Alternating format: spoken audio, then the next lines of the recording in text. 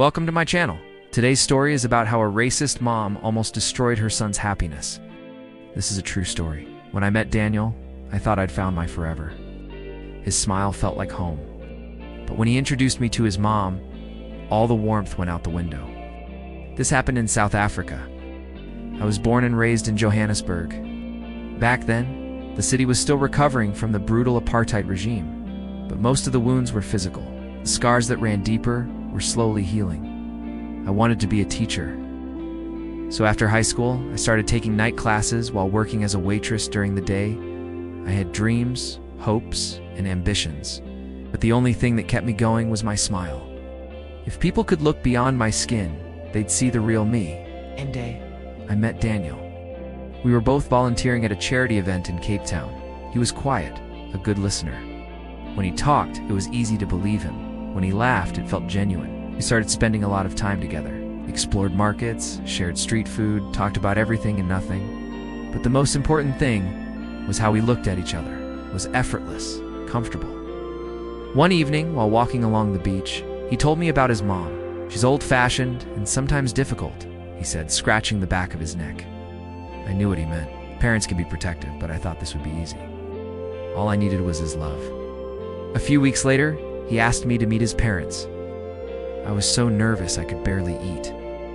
When we arrived, his father opened the door. Daniel introduced us, and his dad pulled me into a tight hug. So nice to finally meet you. His mom came to the door and stopped in her tracks. Oh, wow. You must be her, she said, looking from Daniel to me and back again. Yes, I am, I replied, extending my hand. She ignored it and walked away without another word. I felt humiliated, confused, unwanted. Daniel excused himself and stepped outside. I heard him shout, "Mom, come back here right now." Moments later, she emerged with a tight smile plastered on her face. "Sorry, I need a moment to get used to the bright lights," she said. I could tell she was being sarcastic, but I forced a smile and said, "No problem." When Daniel went to answer the phone, she leaned closer to me and whispered, "What are you doing with my son?" I was taken aback. "I love him," I responded. "That doesn't matter," she said dismissively. "You're just a black girl. What do you have to offer? He can do so much better." She turned away, revealing a cruel smile.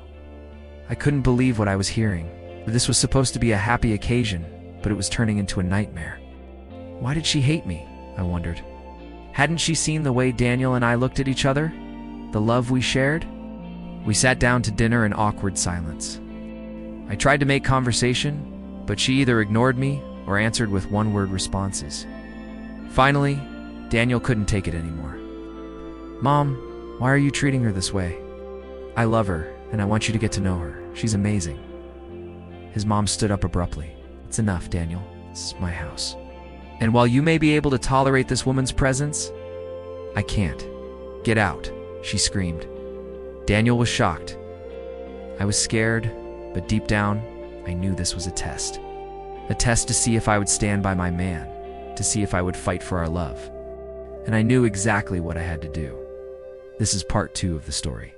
See, this isn't just about love. It's also about standing up for what's right.